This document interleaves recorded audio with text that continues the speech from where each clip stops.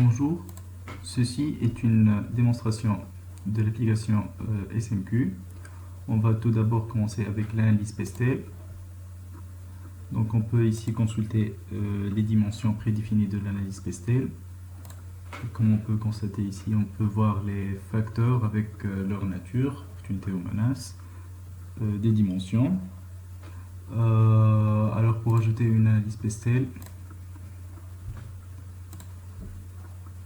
on peut choisir les dimensions, les facteurs prédéfinis. On peut aussi créer d'autres facteurs. Sinon, on a aussi l'action. Ce sont des actions prédéfinies aussi. Et le responsable de l'analyse. Et on choisit enfin une date d'échéance.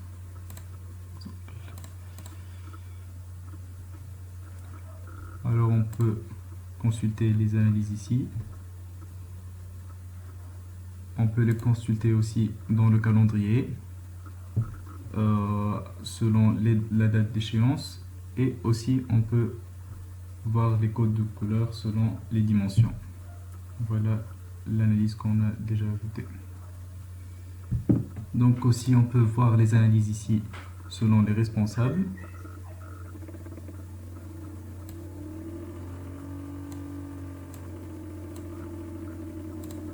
Et enfin, on peut extraire toutes ces analyses dans un rapport.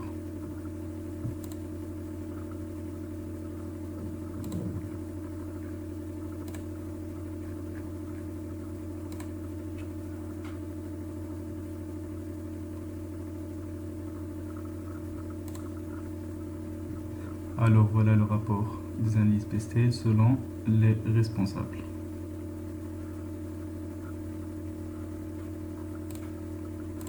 On passe ensuite à la gestion des parties prenantes. Donc on peut ajouter ici les parties intéressées. On peut les ajouter ici selon les sphères. Alors pour l'exemple du sphère professionnelle, on peut ajouter une partie intéressée ainsi que son analyse avec ses critères. Alors pour voir un exemple d'une partie intéressée avec son analyse. On passe ensuite aux mesures envers les parties intéressées. Alors pour créer une mesure, on doit choisir la partie intéressée bien sûr, et son action et l'état.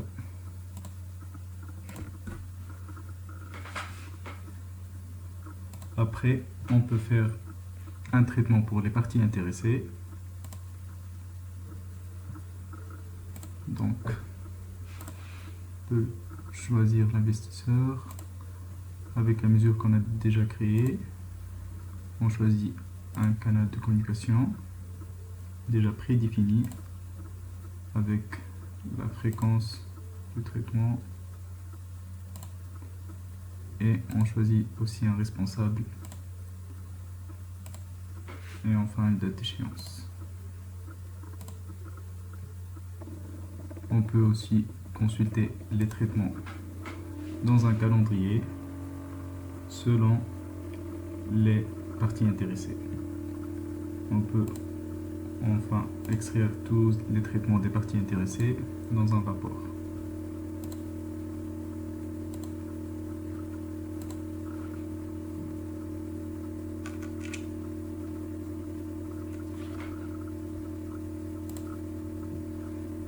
Comme on peut voir ici, le rapport des parties intéressées selon les responsables.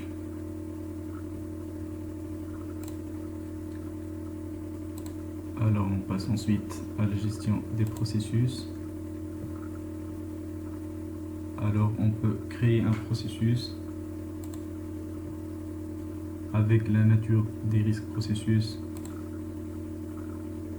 et on peut ajouter en nature des risques les risques des processus.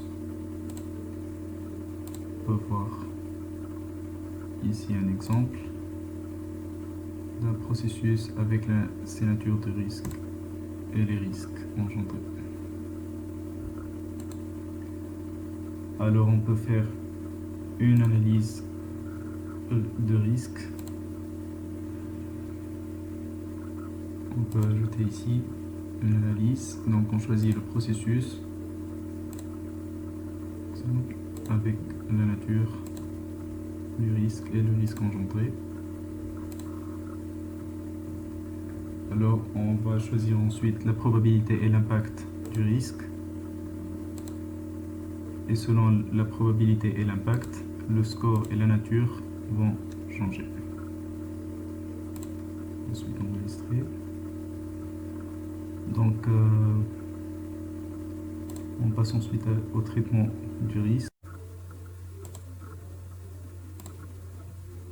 Alors on va choisir l'analyse du risque qu'on a déjà ajouté et on va obtenir le processus et la nature des risques en relation avec l'analyse.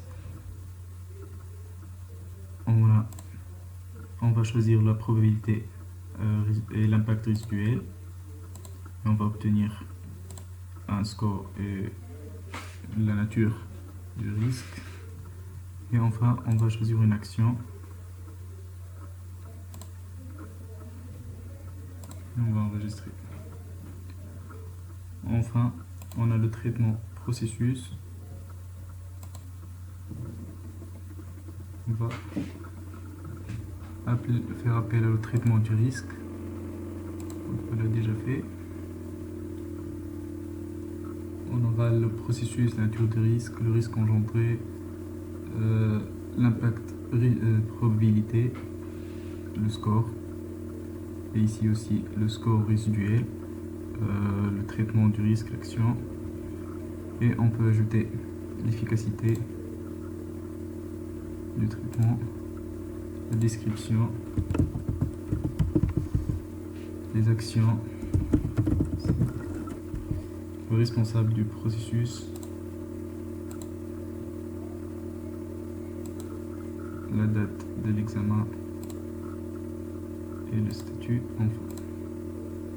Et on va enregistrer. On peut consulter les traitements selon dans le calendrier et selon les processus. Voilà. On peut aussi extraire tous les traitements dans un rapport PDF.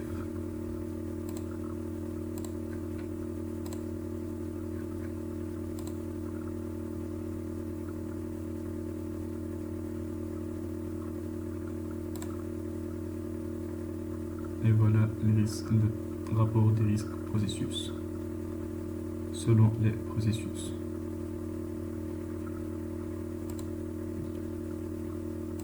On passe ensuite à l'évaluation de la maturité des processus. On va ajouter une évaluation. Donc, pour le dernier processus. Et on doit répondre à ces questions pour faire l'évaluation.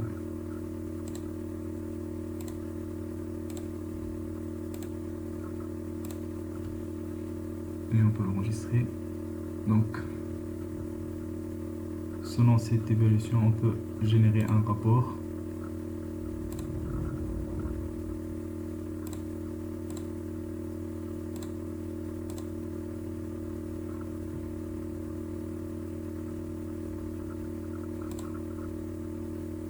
Donc avec toute cette évaluation, on peut consulter la note moyenne du processus, la maturité du processus en pourcentage. Ici, la note moyenne par critère, les résultats des critères et les résultats de la maturité des processus en pourcentage. Et le résultat cible, c'est 65%. Alors si le résultat de la maturité du processus est plus que le résultat cible, donc le résultat est atteint. Aussi, on peut consulter le graphe de la maturité des processus ici, selon les processus. Et on passe enfin à l'audit. Donc ici, on peut ajouter des chapitres et des articles et des questions des, des audits. Donc ici, les chapitres, les articles et enfin les questions.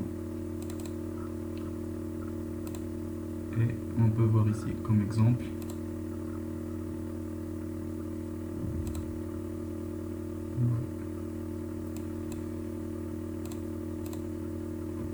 donc pour ajouter un audit,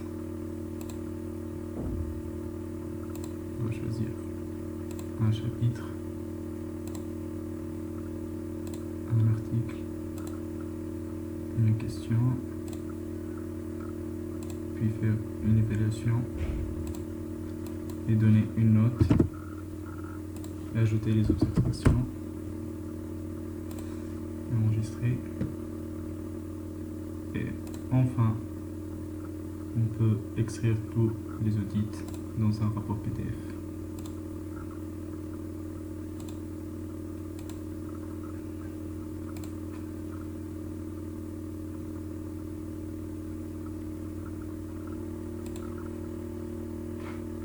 Et voilà le rapport de l'audit selon les chapitres. Et voilà, c'était la démonstration de l'application SMQ. Merci.